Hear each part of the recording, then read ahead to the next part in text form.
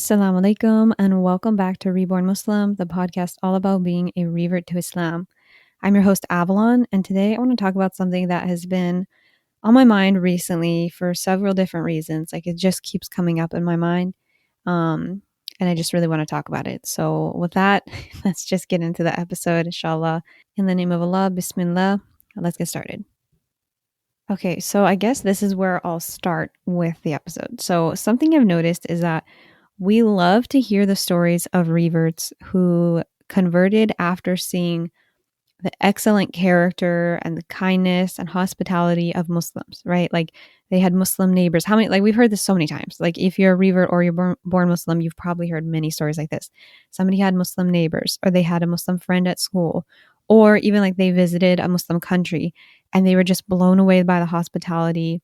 They were, like time after time, if it was like their neighbors or something, they were impressed by their character, by the way they treated them, their kindness. And they were like, I have to know what makes these people this way. And that's, eventually what led them to convert to Islam.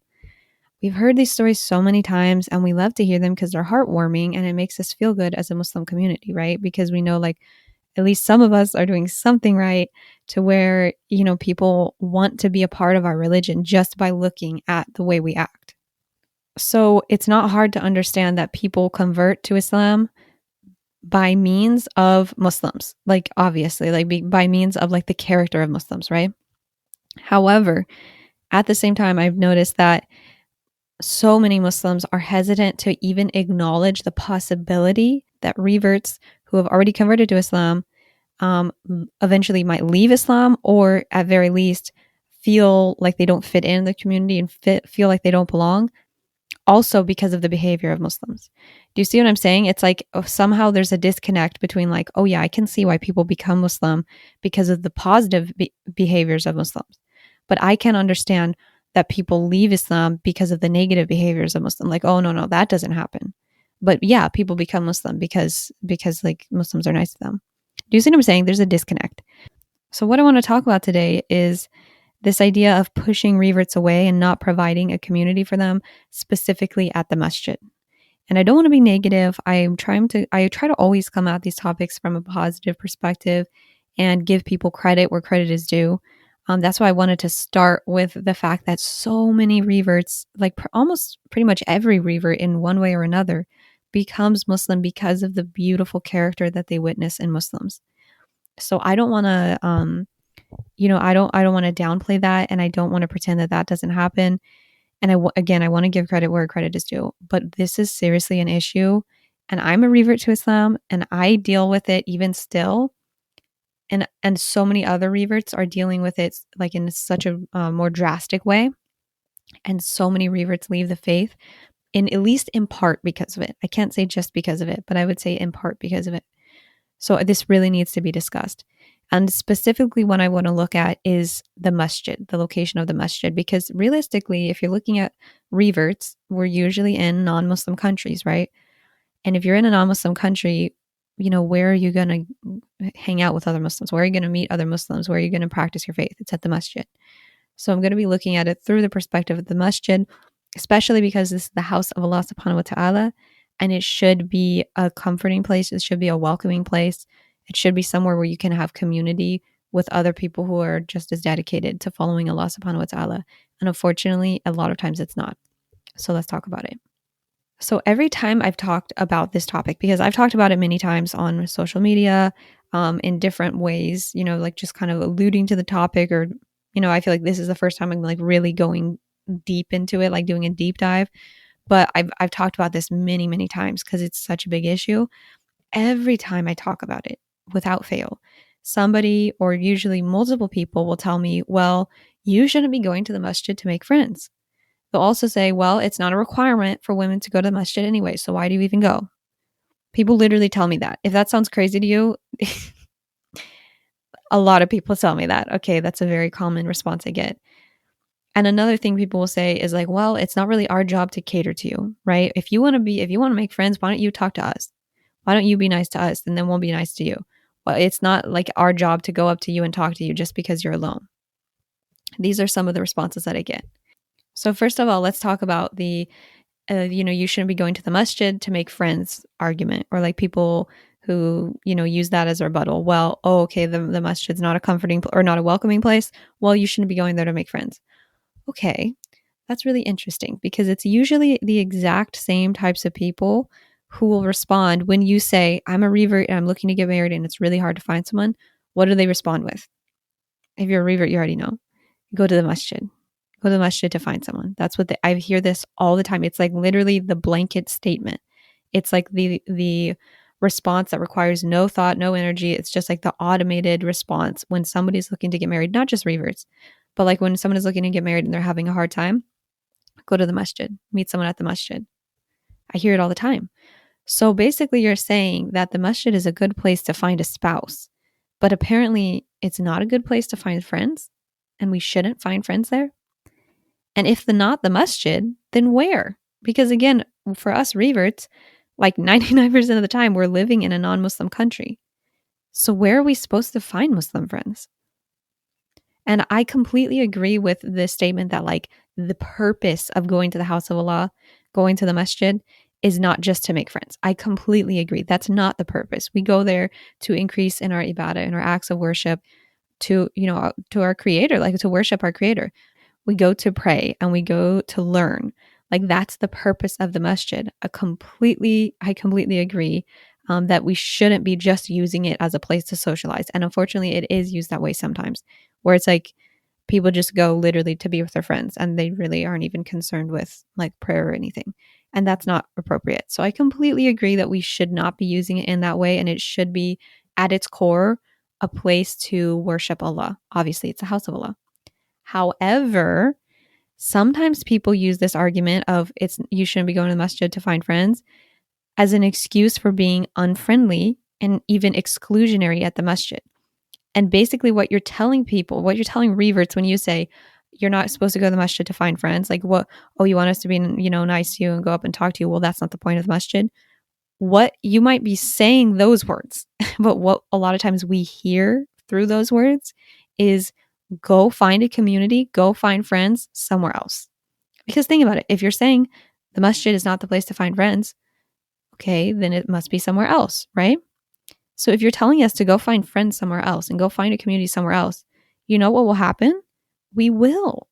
Reverts will go find a community somewhere else. They will find friends somewhere else. And they'll go to people who accept them and embrace them fully and make space for them and go out of their way to make them feel heard and make them feel welcomed and embrace them with open arms. And here's something to really think about. That place that I just described, the place that they're going to go to instead of the masjid because they're looking for a community, that might very well be a church because they feel more accepted there than at the masjid. So when you say, well, you're not supposed to make friends at the masjid, think about it. Of course, the point of the masjid is not to make friends. The point of the masjid is not to socialize. But that is literally what you're doing when you tell people you're not supposed to make friends here, you're not supposed to come here to socialize, you're not supposed to find a community here. You're telling them go somewhere else. And they might very well end up in the clutches of somebody who's going to misguide them because they were nice to them. At the end of the day, they made them feel welcomed and they made them feel like they belong. And again, going back to what I mentioned at the top of the episode, we are so quick to accept the fact that people convert to Islam because of the kindness of Muslims and good character of Muslims. So what happens to that kindness and good character when we're at the masjid? It doesn't matter anymore? So is it that you only care about people actually converting and taking the shahada, and then after that it doesn't matter? You don't care about them maintaining their faith? What is it? I'm just confused, because it doesn't match up. Because like I said, you want people to meet someone at the masjid. You want them to get married to somebody that they meet at the masjid. So that this is a good place to meet people. And, it's a good place to find people who will strengthen you in Iman, obviously. So why are you saying don't find friends here? Don't worry about making friends here. Don't worry about people being nice to you. Of course we want people to be nice to us at the masjid, at somewhere that we have in common, or somewhere that we have something so important in common with everyone at this place. Because in America, for example, where I live, if you're Muslim, you don't have a lot of things in common with just the average person you're going to come across. Or maybe you do, but they don't act like it, But when you go to the masjid, you have the most important thing in common. Maybe we don't have our culture in common or our ethnicity, or we don't have the same native language or whatever it might be. But what's most important is that we're both Muslims. We're all Muslims at the masjid. We're there together. We're brothers and sisters in Islam. So why doesn't it feel like it?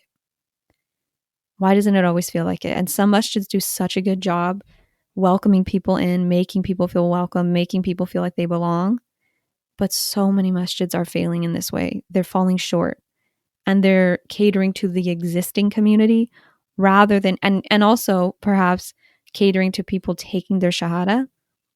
But that's it. Like that's the extent of the welcoming committee. You know what I mean? Like once it comes to people who are already converted, who don't have a community, who don't have a Muslim family, who don't have anyone, oh, well, figure it out for yourself. This isn't the place to make friends.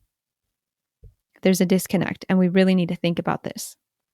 The next thing that I get told often is, like I said, women don't even need to go to the masjid. So why do you go to the masjid? Why are you even complaining about it? You don't even have to go.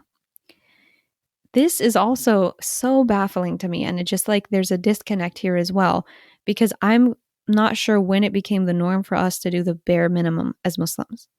What happened to ihsan? What happened to excellence? What happened to following the sunnah of the Prophet ﷺ through voluntary acts of worship? Like extra prayers, like the sunnah prayers, extra fasting on Monday and Thursday, or on the white days, doing extra charity outside of zakah, doing sadaqah. What happened to all that? Do you discourage those things as well? Do you take the same stance of, oh, well, those are not voluntary, or those are voluntary, those are not obligatory, they're not required for us, so why do them? Just don't do them. I don't think so. I've never heard a Muslim say you shouldn't do extra fast, and you shouldn't pray the sunnah prayers, and you shouldn't give extra charity. I've never heard someone say that before, because why would you? Obviously, you get extra reward. So why is it all of a sudden when women want to go to the masjid, well, you're not required to go to the masjid, so don't worry about it? Again, there's like a disconnect here that it's not required, so we shouldn't do it. Is that how we want to live our life? Really? That's how we want to live our lives, is that if it's not literally obligatory for me, then I will not do it. What kind of attitude is that? And something that I think a lot of people don't realize is that as reverts, we don't have any other way of connecting to the Muslim community or increasing our knowledge of Islam other than going to the masjid. That is literally our one like route of connecting to Muslims and to having a community, and to, again, very importantly, to growing in our knowledge, to learning more about Islam, and to making sure we don't become, misguided or kind of go off on a weird path. The way that we can stay in the fold of Islam, in the Orthodox Islam, learning and, growing and not deviating, the way we're able to do that is by going to the masjid. That's it. And it's so easy for someone who has a Muslim family to go home to, who has Muslim friends that they've known their whole life, and perhaps even a Muslim spouse and Muslim children, to advise someone like me to simply not go to the masjid if they feel left out. Or to, as people often tell me, just ignore the people. Just focus on Allah subhanahu wa ta'ala. Just ignore the people there. That's not the point of going. Kind of same as like, well, you're not supposed to make friends there. Just ignore it. Just go anyways. It's so easy for you to say that if you already have those Muslim connections in your life. And you're taking them for granted if you say something like that. You're taking it for granted that you have a Muslim family and that you have someone to pray with, that you have someone to break your fast with, you have someone to fast with during the day, during Ramadan. We're so quick to forget what a massive blessing that is. Just something as simple as having someone to pray with at home. You might not realize what a massive blessing that really is. I remember the first time I prayed in Jummah in congregation at someone's family house, like with my friend and her family. I almost cried. I literally almost cried just standing there in somebody's living room praying, just a normal prayer. And it was because I had never experienced that. I had never experienced praying in Jummah except at the masjid. And, even praying at the masjid was a really special experience for me, especially because I went years without going to the masjid because of the pandemic right after I converted. So even praying at the masjid was really, really, special for me when I first was able to go. But praying at someone's house was such a beautiful experience. It was such a special experience, and something I'll never forget. I'll always remember what that living room looked like, and what friend's house it was at, and where it was, and everything. Like, I'll never forget that because it touched me. And yet this is something so many Muslim families do every single day. This is like totally normal for them, and they forget how precious it is because it's commonplace for them, because they pray with their family every day. And maybe they have a hard time, waking their kids up for Fajr, or, maybe there's even some kind of annoyance there, or like the kids don't want to pray, this or that. And they might just take it for granted, which I understand. We always take things for granted when we're used to it, when it's commonplace in our life. But you have to realize that we don't have that as reverts. We don't have a Muslim family. We don't have a Muslim spouse. Oftentimes we don't have a spouse. We might not have very many Muslim friends, or we might have Muslim friends, but maybe they're not very practicing. And so we can't really learn from them, and we can't really grow in Islam with them. Potentially, maybe we could, potentially we can't. It depends. Or we might not have Muslim friends at all. We might have like literally no one. We might go to the masjid and then come home to an empty house. Or we might go to the masjid and come home to a family who is not Muslim and who might even reprimand us for being at the masjid, or who might even not know we were at the masjid because of how they'd react. And so we have to hide that from them. Think about this. I used to go out into the world during the pandemic, so the masjid wasn't open, but I would go out into the world, and I've told the story before. I would take a hijab, I would wear it as a scarf around my neck with my hair out. I would walk out the door, or get in my car, I'd put the hijab on, I would drive to where I was going, and then I would do that again on the way back. And oftentimes I would have to stop like down the street somewhere to put the hijab on before I went out, because my family didn't know. They didn't know I was Muslim. That's something that most Muslims can never relate to. Like, they can't even comprehend that. And that's why I always tell that story, because I want people to realize, like, you have no idea what it's like to be a revert. You really don't have an idea. Most people don't have a clue what it's like.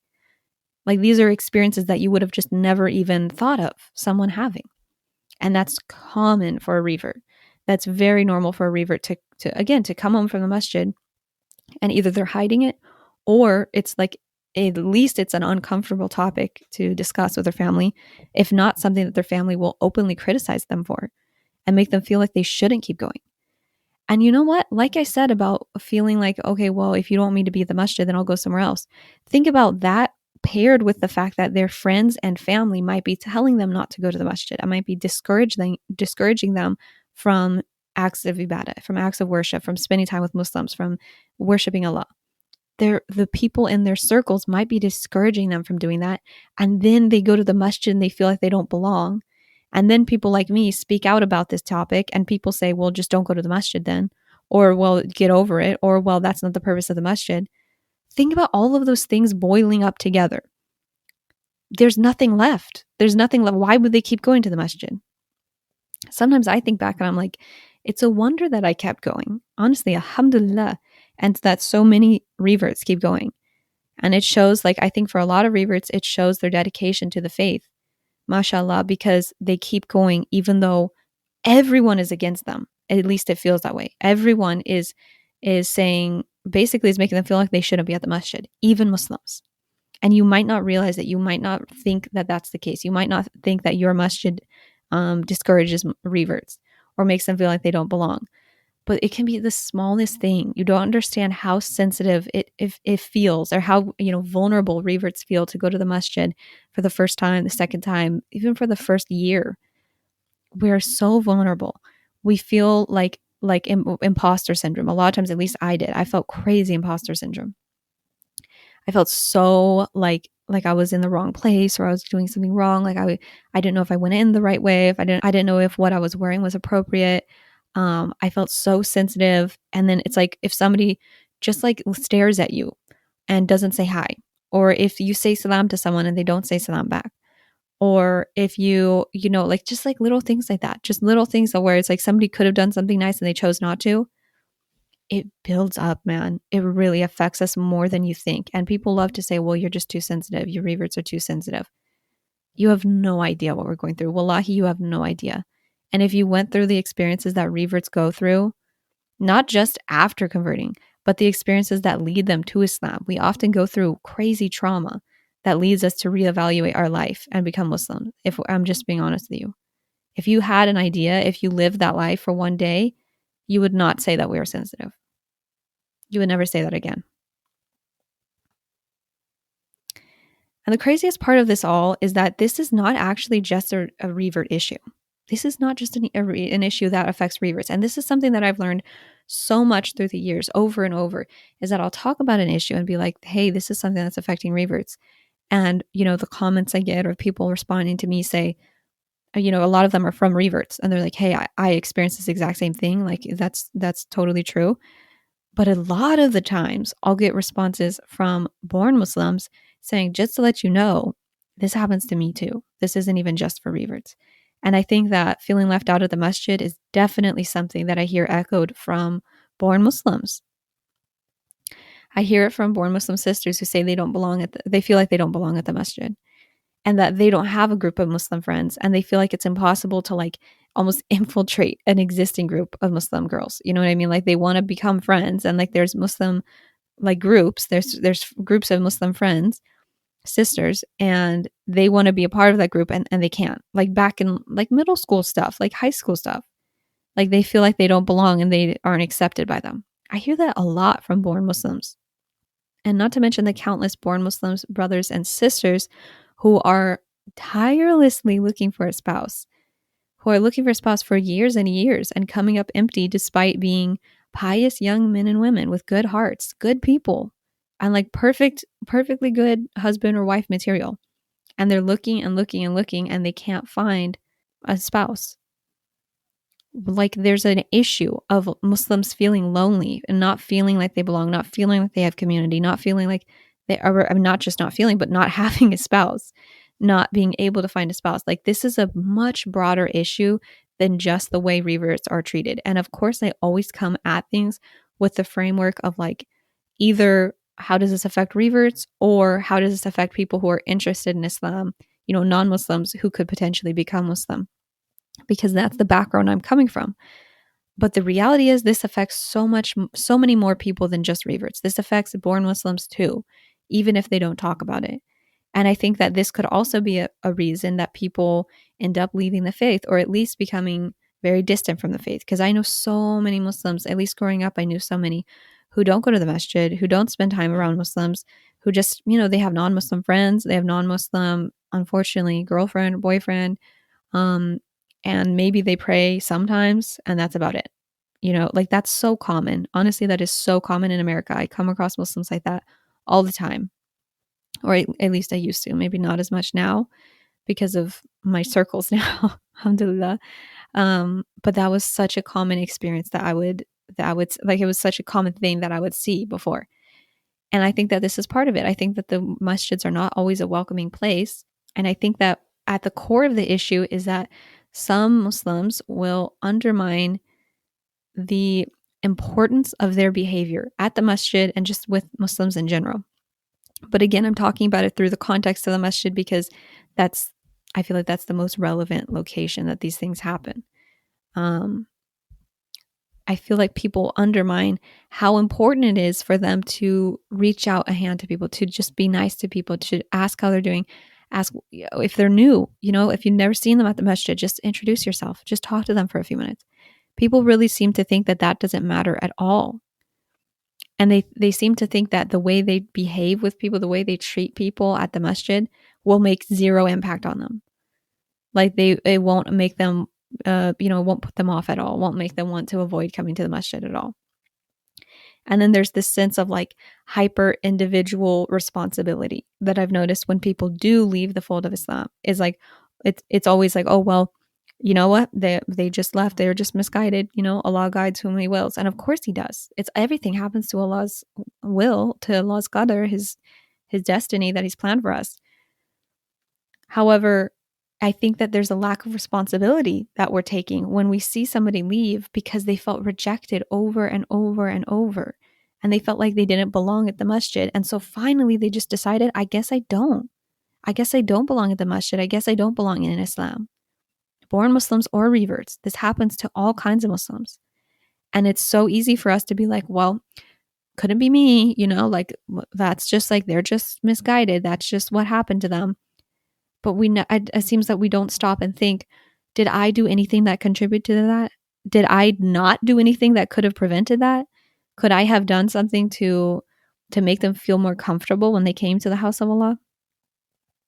And I mean, I'm not saying we should just look at it as like it's my responsibility that somebody left Islam or it's my fault and it's all my fault. Like, again, everything happens according to the will of Allah, and Allah guides whom He wills. Like, at the end of the day, that's it, period. He guides whom He wills. But I don't think we should forget our role in making the masjid a comforting place and making the masjid a place that people actually want to go to, and treating people kindly. Like, literally at the end of it, at the end of all of this, all I'm talking about is just treating people with kindness and not making people feel left out, not making people feel like they don't belong. It's so simple. It is so simple. I'm not asking for a welcoming committee. I'm not asking to throw a party every time a new person comes to the masjid. I'm just saying, can we be a little bit more friendly? Can we be a little bit more engaging? Can we get a little bit out of our comfort zone and not stick into our cliques of people that we've known for, 20 plus years, our whole life, and just stay with them? Can we actually step out of our comfort zone and talk to people who are coming in, even if they look like they don't belong at the masjid, even if that's literally what you think? Because at the end of the day, it's not for you to judge. And there's nobody that doesn't belong at the masjid. All I'm asking is for kindness. All I'm asking is for welcoming, to be more welcoming to anyone coming into the masjid, whether they're a born Muslim or a revert, no matter where they're coming from. The masjid in the Western world is such a gem. It's not something we can take for granted. We cannot forget how important the masjid is to our communities. Out here, it's not like in some Muslim countries where there's a masjid, at almost every corner. We don't have many masjids. We don't have many places to convene and to worship Allah. So for so many reasons, for countless reasons, the house of Allah needs to be maintained, and we must not forget its importance. We must not take it for granted, and we must be mindful of our behavior there. If there's any place that we're going to display even more excellent behavior and manners than usual, shouldn't it be at the masjid? If there's like one place where we should really behave ourselves and we should really be kind to people and we should really go out of our way, shouldn't it be at the masjid? Shouldn't we be welcoming our revert brothers and sisters with open arms, not just at their shahada, not just the day they take their shahada, but years into their journey as well, when they've been Muslim for a while, and even if they're not perfect Muslim, because none of us are, and even if they're different than us, shouldn't we still be welcoming them, and shouldn't we still be making space for them and including them? Shouldn't we be approaching brothers and sisters who look lost and confused and scared at the masjid and just like introducing ourselves and just saying, hi, this is my name. Like, what's your name? Are you new here? Can I help you? Are you here to pray? Just introducing yourself, asking a bit about them, asking where they're coming from, just making them feel comfortable and being nice and just giving them a smile. It's sunnah, by the way. It's sunnah to give someone a smile. Just greeting them with a smile and making them feel like they belong there. That makes such a big difference. You don't realize what a big difference that makes. It's the least we can do, the very, very least we can do. And you don't realize it. Again, you might not realize this if you're born Muslim, but you going up to someone and just introducing yourself and, giving them a few words, just asking if you can help them and just being kind to them might literally be the reason someone comes back to the masjid. And it might literally be the reason someone does not become misguided or even leave the fold of Islam. And it seems dramatic, but it's literally true. It's because I've seen this happen with my own eyes over and over through the years. Reverts feeling like they don't belong at the masjid. They're never good enough for the masjid. Nobody wants them there. This is not the space for them. And so what else? Logically, what else are they going to do except go to somewhere else and eventually just completely leave Islam? Take the hijab off, take, more and more clothes off, and stop going to the masjid, stop spending time around Muslims, and then just literally not be a Muslim anymore. Like, just leave the faith altogether. It's a gradual thing, and we can't take full responsibility for it. Of course, again, I don't ask anyone to take responsibility for it. But what I'm asking is to take ownership of your own behavior and just have that in the back of your mind. How can I make people feel comfortable here? How can I make people feel welcomed here? And not feel like they don't belong, and let me just do everything I can on my part. So I know that if somebody leaves Islam, if somebody leaves the masjid and they never come back, that was something else going on. That was Allah's plan for them. That was the qadr of Allah. But I didn't do anything to contribute to that. And I'm not going to be held responsible for pushing someone away from the faith. Do you see what I'm saying? And the role of community in something like the journey of a revert, it cannot be underestimated. The role of community in anyone's life cannot be underestimated, but especially for the journey of a revert, for somebody who is so alone, who goes through so many trials and tribulations. Community it makes or breaks a revert, honestly. And if I'm being real with you guys, I'm starting to get tired of encouraging reverts to just keep going back to the masjid, just keep going back, even though they keep having bad experiences. And they keep telling me they don't feel like they belong and they don't feel like it's the right place for them and they don't feel like people want them there. I'm getting really tired of putting on a happy face and telling them, oh, just keep going back, just keep going back. I'm getting really tired of making excuses for the behavior of people at the masjid who make reverts want to never come back. I'm getting really tired. At some point, I run out of excuses. At some point, I can't keep saying to reverts, well, just keep going back when they tell me the things that they've experienced. Because maybe I wouldn't keep going back if I was in their shoes, if I was in their situation, living their life and having those experiences. I run out of excuses at some point, and I'm growing very tired of it. And I really, really hope that we can reflect on this and reflect on our own behavior and just make simple changes, just very simple things, just speaking to other people. You don't realize, like, this is such a scary thing for reverts to go to the masjid. Like, I don't know if you've noticed, but I talk about the masjid all the time on social media, going to the masjid. I make it a big topic of conversation on my platform. And the reason is because this is one of the most common sources of anxiety and stress for reverts. It's possibly the number one issue that reverts ask me about. I don't know how to start going to the masjid. I don't, when I go to the masjid, I'm not sure which entrance to go into. I don't know how I'm supposed to figure that out. Or when I go to the masjid, I feel like I'm doing something wrong. I feel like I'm not dressing correctly. I feel like I'm not praying correctly, but nobody's helping me. Nobody's talking to me. They're just staring at me. And so I feel like I'm doing something wrong. I feel like I'm messing something up, but I don't know because no one will tell me. Nobody will talk to me. I get these messages all the time. I get these emails and comments all the time from sisters, especially saying, I don't know how to get started. I don't know how to go to the masjid. I don't know where to start. Whether it's new Muslims who just converted, a few months ago or less, or it's Muslims who took their Shahada years ago and they've been Muslim for years. I get people reaching out to me all the time on a regular basis asking how to start going to the masjid and how to start feeling comfortable at the masjid and why they don't feel like they belong at the masjid. I have felt all of those things when I was a new Muslim. I felt so scared to go to the masjid. I've talked about this before and I can't stress it enough. I used to feel so terrified to go to the masjid.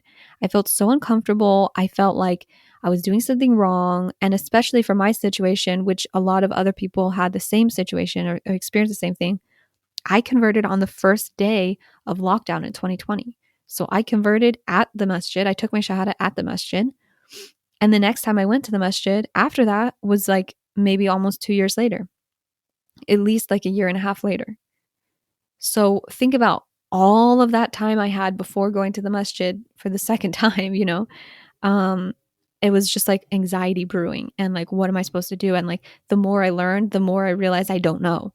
I'm like, what if I do something wrong? What if I say something weird? What if I go in the wrong entrance? What if everyone's going to be staring at me? Everyone's going to think I don't belong there. What if people think I'm not supposed to be there? What if they think I'm not even Muslim and I'm a spy or something? Which that sounds crazy, but that actually happened in OC. If you don't know, look it up. There was literally someone who infiltrated OC masjids and pretended to be a revert. Definitely look it up if you didn't know. But anyways, there's so many thoughts that's going through like a revert's head when they go to the masjid, whether it's the first time or the second time, or even, like a year into going to the masjid, they might still have these anxieties. And I know for me, I used to get crazy anxiety praying because the only time I experienced praying before, like, at the beginning of my journey, was at home. And I lived with my non-Muslim family and they didn't know at first. And so I would be so scared praying because I was afraid they were going to walk in on me praying and they didn't know. I would like shake when I prayed. Literally, I would like shiver a little bit. I was so scared. And then when I would pray around Muslims, like in the masjid, when I finally was able to go, and by the way, I contacted 5 or more masjids over the years, trying to like over and over and over, trying to find out, is anyone open? And nobody was open. And so I just couldn't even go to the masjid. And finally, when I was able to, I felt so scared. I felt like everyone was looking at me and judging me, and I felt like I was doing something wrong. I just felt like I was like, I shouldn't be there. Like I shouldn't have been there. I shouldn't have ever gone. I used to get so scared. I used to shake and cry. Like it was so, so hard for me. So I felt all of those things. But what you need to realize is everyone has a different personality. Everyone has a different level of tolerance for these kind of emotions, right? And I'm the type of person that if I really care about something, I'm going to keep with it. I'm going to keep going. I'm going to keep doing it, even if it makes me uncomfortable, if I've had uncomfortable encounters, if it, affects me negatively in some ways, like the people that are there. If I know the thing that I'm doing, like going to the masjid, praying, etc., if I know that that's good for me, if I know that that's worth it for my iman and for my growth as a Muslim, I'm just going to keep going. I don't care. Like at the end of the day, I'm going to keep going, even though I've had these bad experiences. And in addition to that, it truly has gotten easier for me through the years. And I'm blessed enough to have so many masjids to choose from.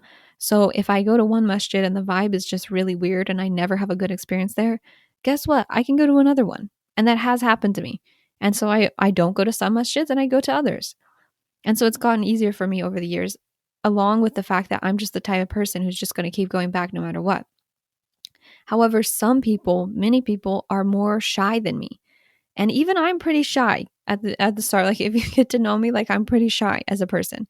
At least with strangers, I would say. And a lot of people are a lot of reverts are even more shy than me. And a lot of people might have a bad experience and then just like never come back because they feel too hurt or because they've just gone through so much in their life to lead them to this point. They've been through so much that they're just simply not going to accept someone making them feel like that again. You know what I mean? Like they've just been through so much. They're like, you know what? If I go to a place and someone treats me like that, I'm just not doing it. I don't have the energy to be treated like this. They might also not be in the situation that I'm in and be blessed enough to be surrounded by masjids. They might have literally one masjid in anywhere near them. Think about it. Some reverts convert in very random places in the US or random places throughout the world where they have access to maybe one masjid, and maybe even it takes a while to get to that masjid. So if they have a bad experience, even if they have repeated bad experiences, they can't just go to another masjid like I can. They can't just be like, oh, okay, well, I guess like I'll just go somewhere else. They don't have anywhere else. So what's the next solution? Just they won't go at all. So my point is, please try to make the masjid a more welcoming place for people of all ethnic backgrounds and of all religious backgrounds, just of wherever they're coming from.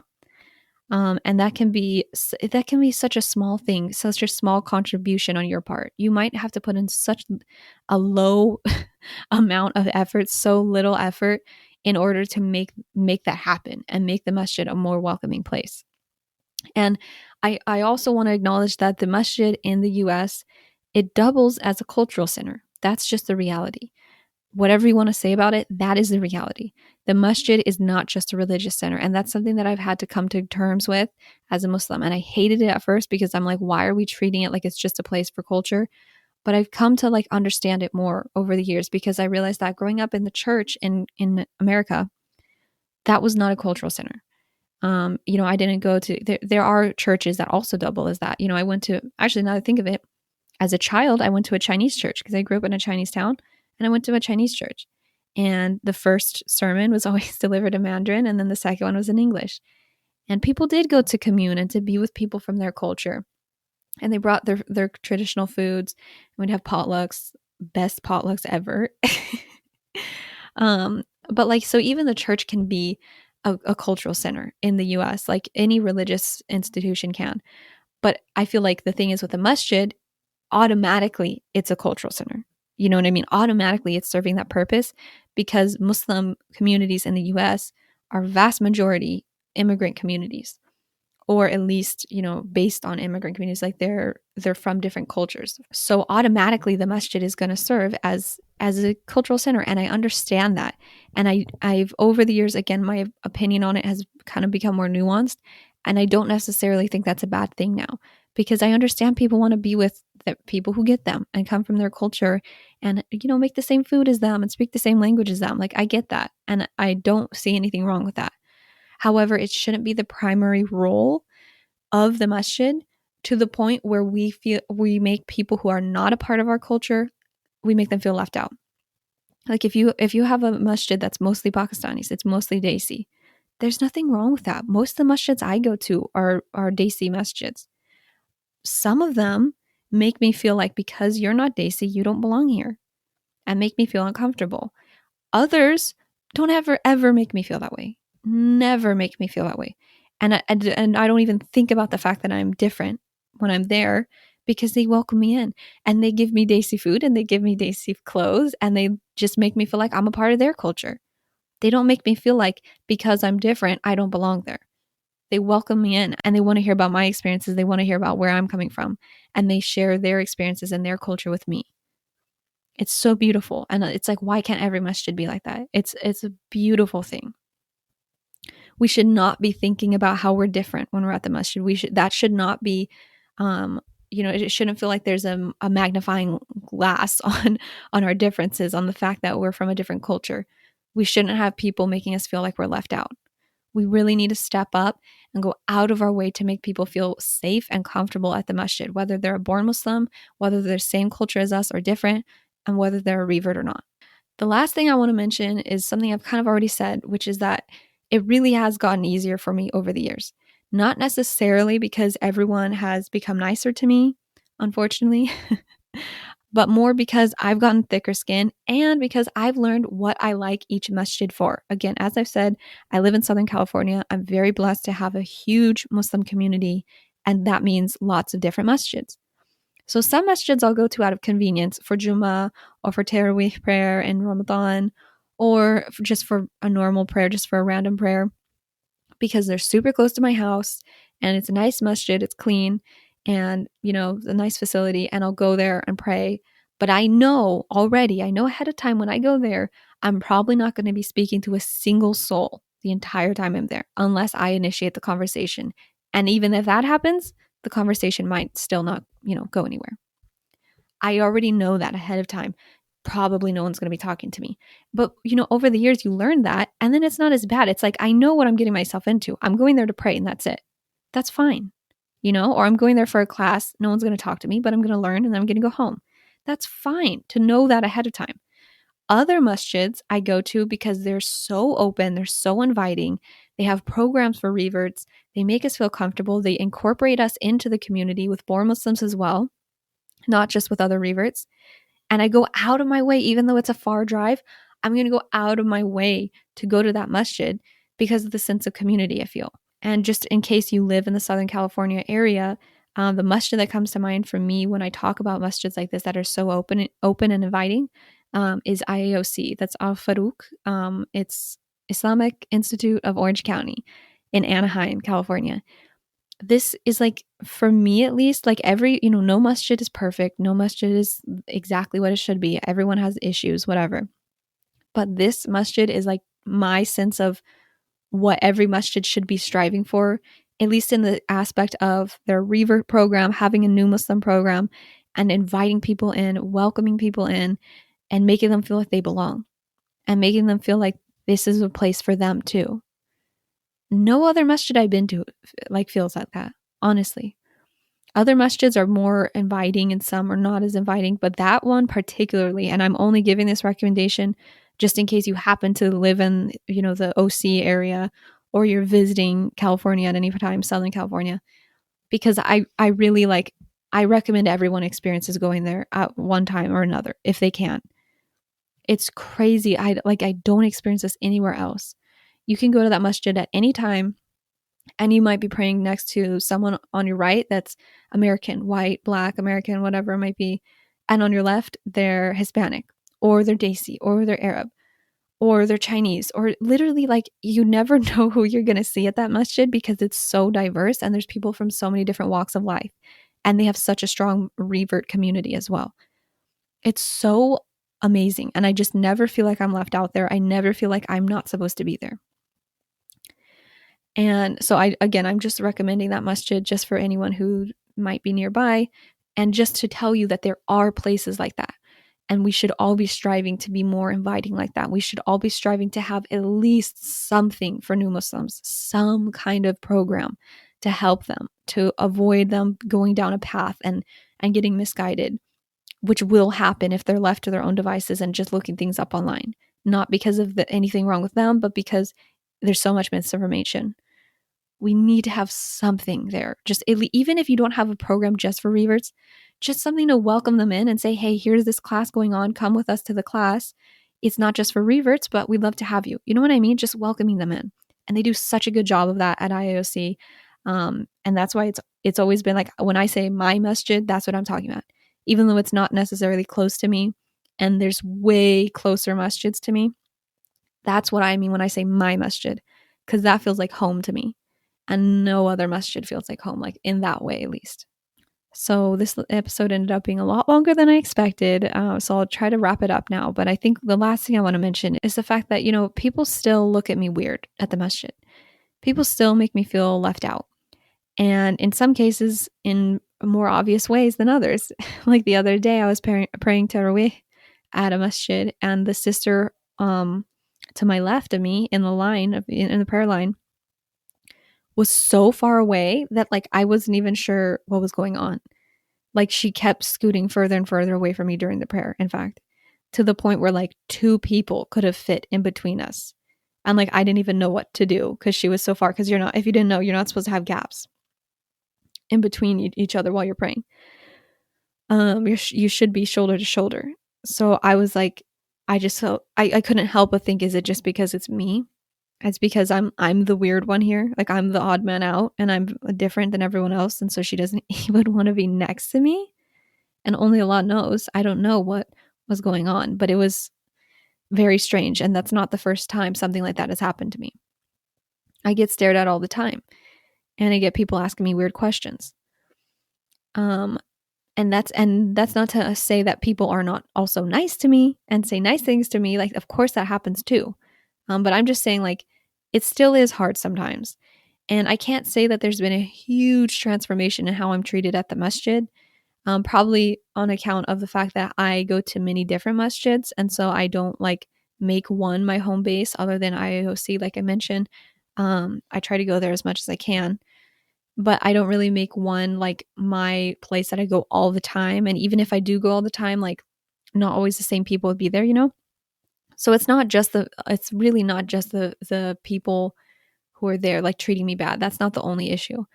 But I would say the biggest transformation I've experienced is how I cope with situations and how I conceptualize the purpose of my masjid visits, the reason that I'm going to the masjid in the first place.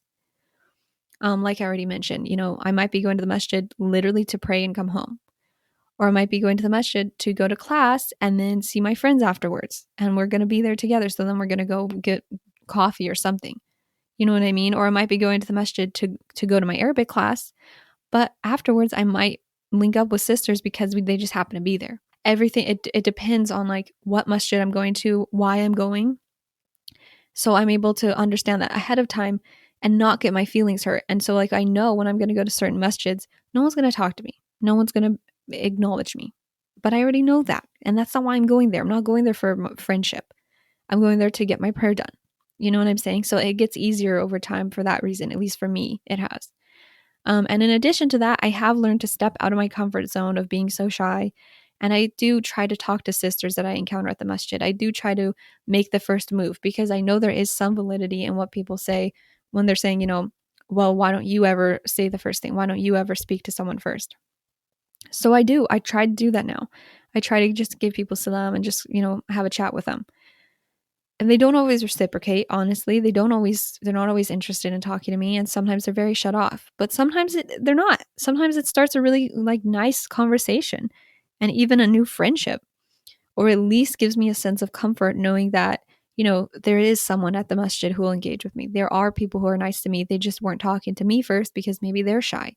You know what I mean? So like, I want to give credit where credit is due. And I want to say that it has gotten easier over the years.